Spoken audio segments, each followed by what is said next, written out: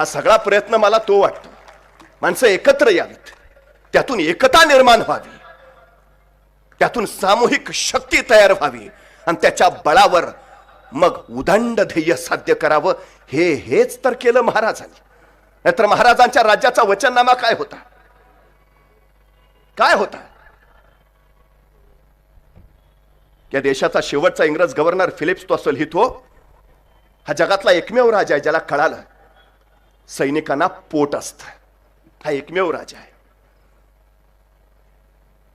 रिकाम्या पोटी माणसांच्या पाठीचे कणे कधीच ताट राहत नाहीत. पोट रिकामी असली की कणे झुकलेले आणि वाकलेलेच राहतात.